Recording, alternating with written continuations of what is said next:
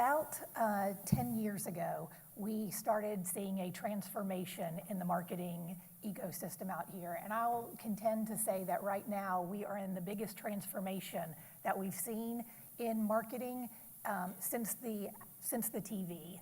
And the TV kind of started out as mass marketing. And what we're seeing over time now is we're moving into personalization.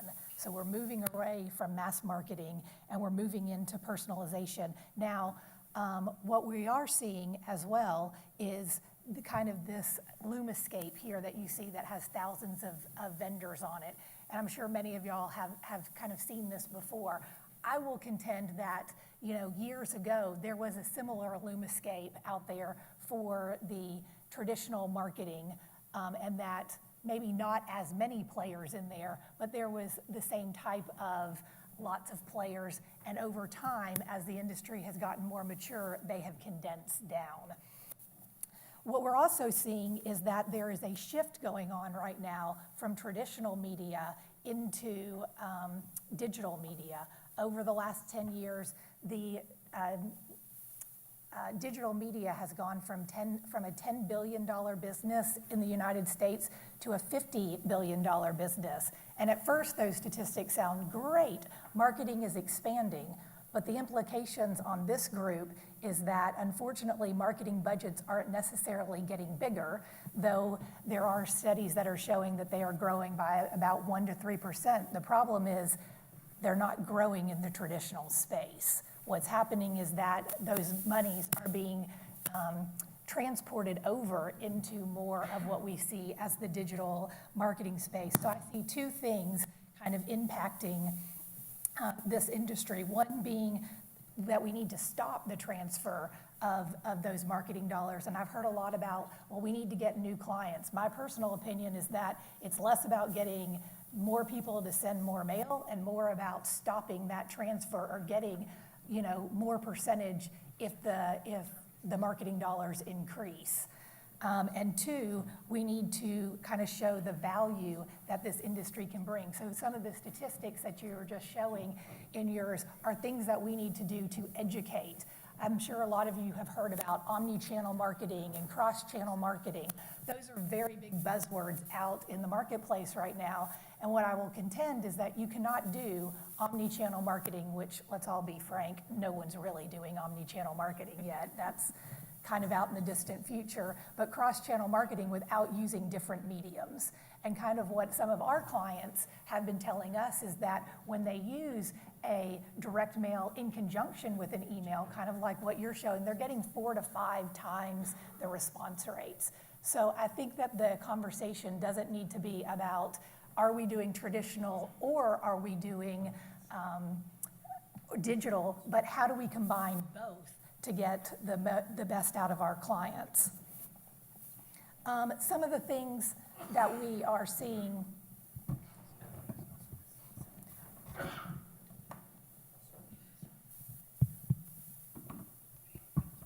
Okay.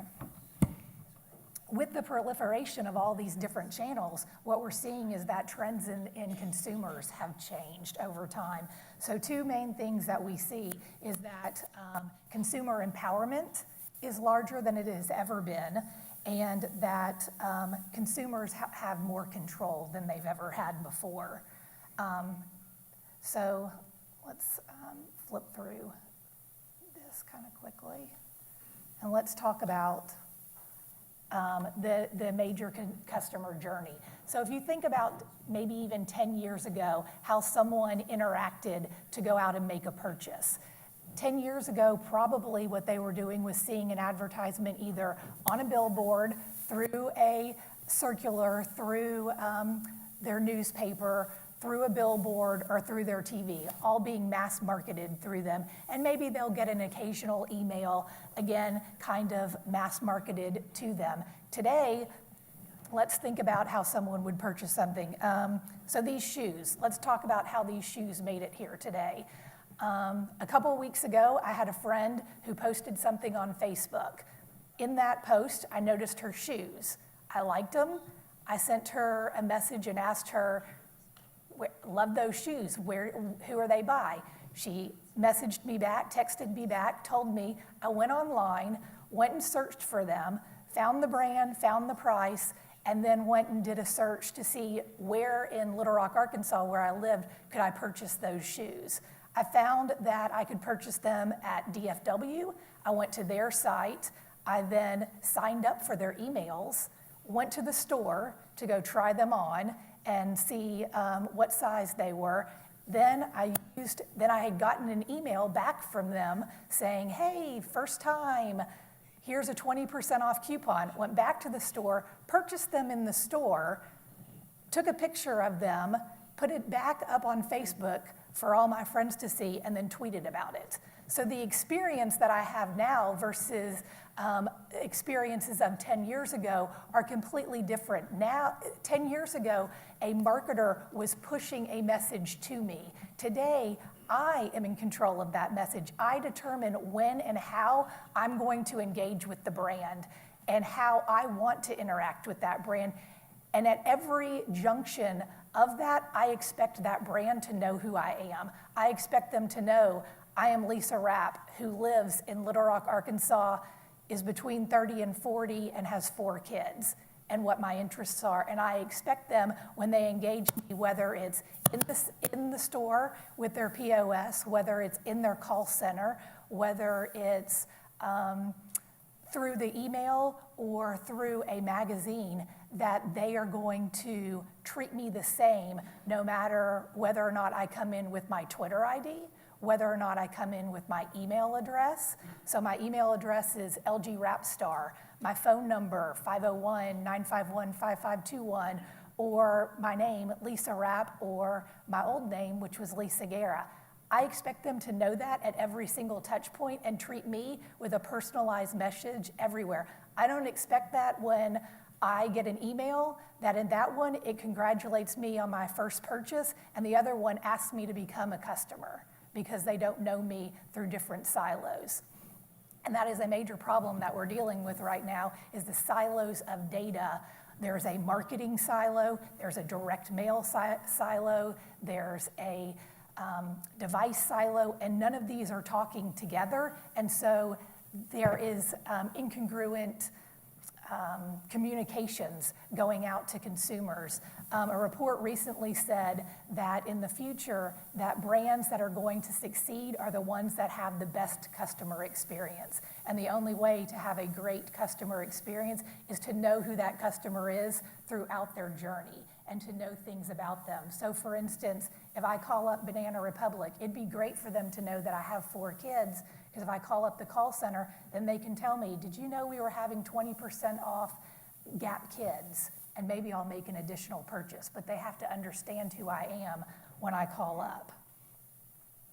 So making this even harder is the idea that that data gets old very quickly. So there's this plethora of data that is out there, big data, but the data about me is always changing. So how many of you have ever had a name change in this room? Okay, how many of you have moved more than 3 times since your adulthood? Okay, more than 5 times. Okay, more than 7 times. Okay, more than 10 times. Okay, more than 15 times. Okay, so between 10 and 15 is the highest that we have. Now think about keeping up with all of that data and understanding that person throughout their entire customer journey. Just the amount of data that is out there about people is overwhelming, which is where big data has come from. So finally, as we talked about, the 2 things, the customer journey is changing. Also, control of data has also shifted back to the consumer. So one of the speakers this morning talked about the fact that there are just customers going out there and clicking and accepting terms of use, and so all that data can be collected. People are more private with their data today than they've ever have been. However, at the same time, they're also more open with their data. What I'm meaning by that is if they know that that data is going to be used for something to give them a personalized and relevant, something personalized and relevant to them, then they'll freely give their data out. if they can go out there and give their preferences, hey, I'm in the market for a new car, or hey, I'm in the market to go on a cruise, or I want you to engage with me from these hours, from 6 to 9 p.m. at night. They're freely giving that information in order for you to engage with them at the right time and at the right space. So one of the things that Axiom has done is it created an aboutthedata.com space where anyone in the United States, it's basically geared to the United States, could go in there and see the data that Axiom has collected about you. So Axiom collects data from multiple different sources, and you can go out there and see if what Axiom is saying about you is congruent with who you are. So it has information in there about age, gender, marital status, presence of children. It has interests in there. So are you interested in cars or travel, any of that sort of thing? So I would encourage y'all to go out there and take a look at this site. The first, we rolled it out about 3 years ago now, and the first day we rolled it out, we had such a response that it actually crashed our server, the amount of people going out there and making changes and updates. What I will say about the site, though, is I think like my mom, the first day she went out there, she was a little bit nervous about the information that was out there because she didn't understand the intent behind it. And what I mean by that is she went out there and there was information about her house out there, and she was afraid that if she went and corrected some of that information or validated that it was correct, that things like her property taxes could change. Well, this is marketing information, people, so nothing that's out there can be used to drive fraud decisions or other decisions like that. And so I think that there's always an education that we need to do to everyone about how their data is going to be used.